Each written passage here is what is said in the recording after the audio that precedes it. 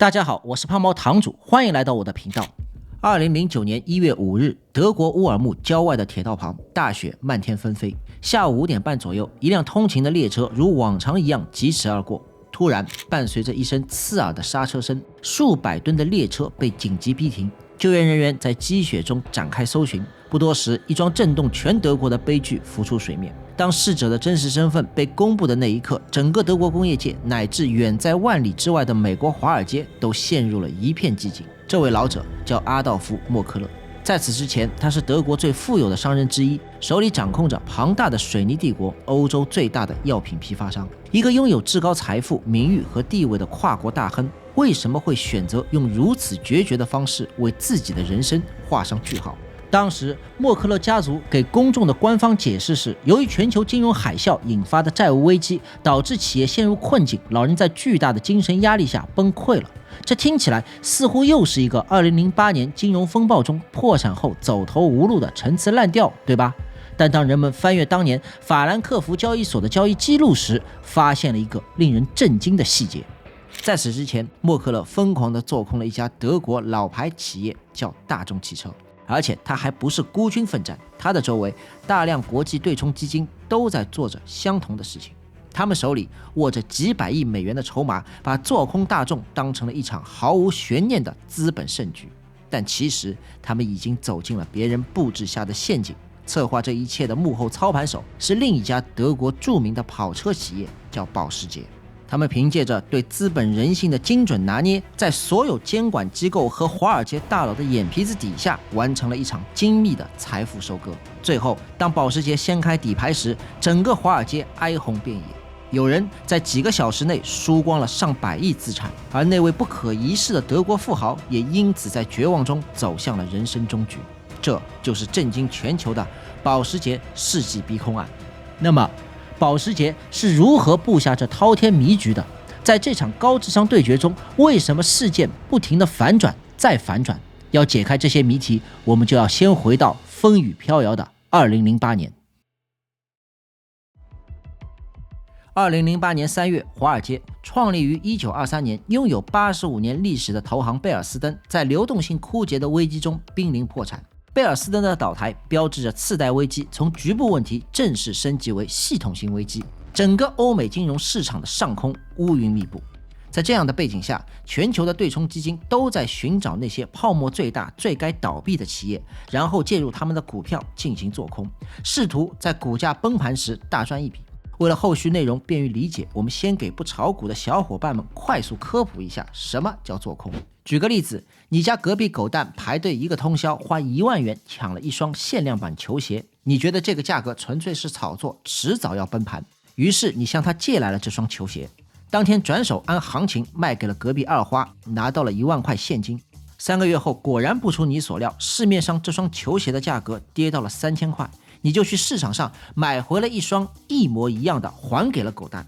这么来回一倒腾，净赚了7000块，这个就叫做空。核心只有一句话：借来高价卖出，低价买回来还账，差价就是利润。但反过来呢，如果球鞋的价格不跌反涨，你就得用更贵的价格买回来还给人家，涨多少你就亏多少，理论上亏损是没有上限的，这个就是做空的风险。好，说完了概念，我们现在说回故事。当时全球汽车市场因为金融海啸，销量都在断崖式下跌，德国大众汽车的股价却在逆势上扬，这显然不合理，所以这只股票的泡沫迟早要破。这就像你认为狗蛋的限量版球鞋要崩盘跌价是一个道理。于是一场针对大众汽车的围猎行动开始了。从纽约到伦敦再到法兰克福，几十家对冲基金介入大量的大众股票，反手砸向市场，试图用排山倒海的卖单彻底击碎大众汽车那虚幻的股价。这时的做空军团可以说是底气十足，因为他们手里还有一张几乎可以看穿全盘的底牌——德国法律。德国证券交易法规定，任何机构持股超过 5% 必须公开披露。这也就是说，谁拿了多少大众股票全在明面上，一目了然。这就好比斗地主的时候，农民手里全是炸弹，而地主还要和你打明牌，空头们的心里乐开了花。牌面上，大众汽车有2个最大的股东，一个是德国下萨克森州政府，他们因为政治和就业的考虑，死守着20%的股份，无论外面风云变幻，只会说一个字过。另一个就是我们今天故事的主角，此时持有大众大约31%股份的保时捷，两家加起来差不多占了一半。空头们一算，外面还有接近50%的流通股盘子，这些筹码足够他们来来回回的倒腾做空砸盘了。那有兄弟可能就要问了，万一人家保时捷突然增持了呢？不会，空头们早就帮保时捷做过严密的财务测算了。当时保时捷的年产量不到10万辆，你别看它车买的贵，手上的现金流却极其有限。面对比自己体量大几十倍的大众汽车，如果真的想要增持完成全面控股，那就至少再需要掏出上百亿欧元的真金白银。现在全球金融危机，银行连1毛钱贷款都不愿意放出来，保时捷上哪儿去弄这笔天文数字？接下来为了确保万无一失，华尔街的猎手们甚至还多次派代表去斯图加特试探保时捷管理层的态度，而保时捷的官方发言人每次面对媒体都表现得很无辜、很顺从，甚至公开发表声明说，保时捷只是大众汽车的长期战略投资者，我们绝对没有意图，也没有能力去全面收购大众汽车。听到保时捷的这番表态，华尔街的空头们彻底放心了。截止到2008年10月，做空大众的仓位已经达到了惊人的12%。在胜券在握的狂欢中，他们唯独算漏了一个问题：如果保时捷早就找到了一种在明面上不需要花很多钱，却能在暗地里把大众股票全部调配的隐形武器呢？保时捷收网的计时器正式启动。现在我们来到了这把牌最核心也最让人拍案叫绝的地方，保时捷的霍尔格·哈特，他找到了一种潜伏在金融衍生品市场最深处的工具——现金结算股票期权。那么什么叫现金结算股票期权？我们再来举个例子，假设你看中了一套价值1000万的豪宅，但你手上没有那么多现金，而且一旦向售楼处登记，全城的人都会知道你要买房，从而引发房价暴涨。于是你悄悄地找到了几十家中介和银行，跟他们签了一份差价对赌协议。你对银行说，我现在给你一笔费用，比如300万，当做权利金，约定在1年后，如果这套房子涨到了2000万，你不需要真的把房子过户给我，只需要把这1000万涨出来的差价用现金折现给我就行了。至于那300万，无论将来房子涨跌，都归你银行。银行一听，这是好事啊，纯赚300万。为什么？因为银行为了确保万无一失，他前脚和你签完协议，后脚就会去市场上悄悄地买入那套房子，用来做风险对冲。如果1年后房价涨了，他把房子卖掉，把差价给你，300万银行稳稳地落袋为安。如果跌了，你押注的可是一张上涨拿差价的期权，那就直接作废，银行同样白赚300万。更何况人家银行根本不会被动持有这套房子，而是用数学模型实时计算动态对冲风险，一看大事不妙，他该抛的时候他就抛了。那么在这场博弈中，保时捷扮演的就是那个聪明的购房者。从2007年开始，哈特跑遍了欧洲多家大名鼎鼎的投行，德意志、瑞银等等。保时捷没有直接去交易所买大众的股票，而是和这些投行一张一张的签订这种现金结算的认购期权。大众的股票就相当于我们举例中的豪宅。根据当时的德国法律和交易所规则，这种期权在本质上被定义为衍生工具，在未实际行权前不被视为直接持股，因此在制度上完美的避开了5%的披露红线。在华尔街和全球监管机构的眼皮子底下，保时捷的所有一切完全合法合规，没有任何越界迹象。但在那张看不见的衍生品天网里，那些银行为了对冲与保时捷的协议风险，已经在市场上悄悄买入并持有超过31.5%的大众汽车股票。这些股票名义上属于银行，但他们的未来控制权和流向早就通过期权合同被牢牢地锁在了柜子里。现在我们回到斗地主的牌桌上，用这个比喻把刚才的期权结构再串一遍。明面上，保时捷在2008年10月将持股比例从约31%增持到42.6%，这是摊开打的明牌。华尔街空头们知道，但他们不在乎。下萨克森州政府手里的20%的股份不动，在牌桌上继续喊着 pass 过。那么再加上保时捷通过期权暗中锁定的31.5%的大众股票，现在最后的余量是约5.9%。也就是说，在法兰克福证券交易所，市面上实际流通的大众汽车股票只有区区的 5.9%。而此时此刻，那些自诩为金融天才的华尔街空头们，还在办公室里面一边开着香槟，一边疯狂地向市场抛售着高达 12% 的大众做空盘。5.9% 的筹码对上了 12% 的做空需求，你看看这外面倒腾的筹码不就不够了吗？好，到了这里，2008年10月24日星期五，法兰克福交易大厅闭市，大门已经反锁，距离这场史诗级逼空风暴的全面引爆只剩下最后48小时。2008年10月中旬，雷曼兄弟9月破产后的余波正在疯狂撕扯着全球金融市场的神经，而在这一片惨淡中，做空大众汽车的赌局成了这群华尔街资本巨鳄眼中几乎唯一的避风港和提款机。在行为金融学里有一个著名的心理学现象，叫羊群效应。当绝大多数投资者都往着同一个方向奔跑时，个体往往会忽略潜在的危险，跟随着群体行动。他们知道大众的流通股在逐渐缩水，但他们潜意识里认定，只要保时捷没有完全控股大众，只要德国政府不松口，他们就可以反复的介入卖出，再介入再卖出。这就像一个极度荒诞的如同击鼓传花的疯狂循环。对冲基金 A 从银行借了一大批大众股票卖给了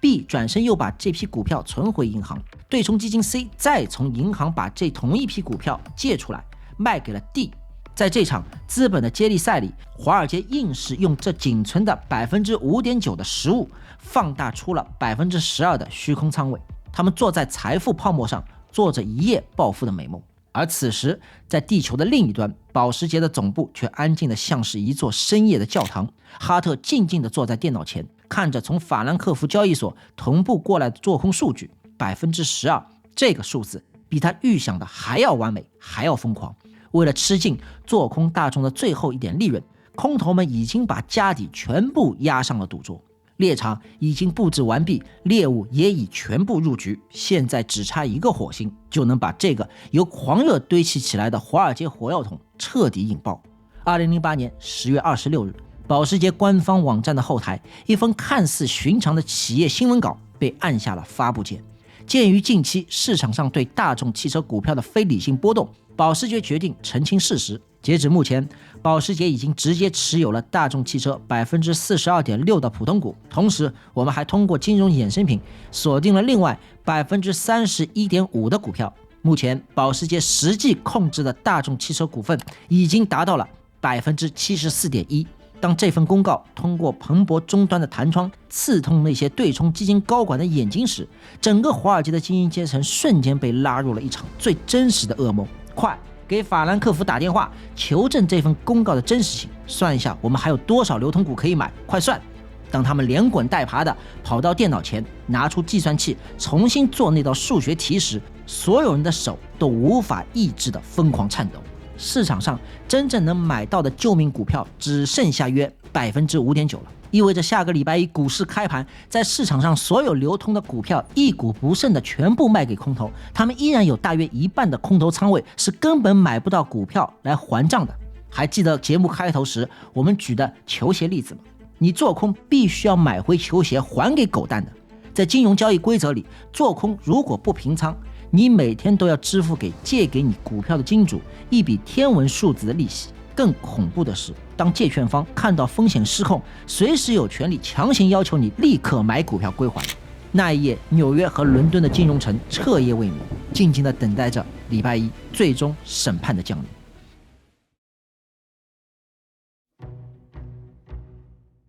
2008年10月27日星期一早晨9点整，法兰克福证券交易所从开盘的第一秒起，210欧元、360欧元、520欧元，屏幕上的分时线走出了几乎90度的垂直线，大众汽车的股价直冲云霄。地球的另一端，纽约华尔街的大佬们彻底撕下了平时温文尔雅的伪装，他们发疯似的拨通电话，向欧洲的交易员下达不惜一切代价的紧急指令：买入不管什么价格，只要看到卖单立刻给我扫货，快！此时那仅存的约 5.9% 的筹码成了空头们最后的诺亚方舟。他们疯狂地在交易系统里挂出买单，但不管价格开得有多高，回应他们的却是极度稀薄的卖盘。真正愿意卖出的人少得可怜，那点流通股早就被一些长期持有者和听到风声的机构牢牢地握在手里。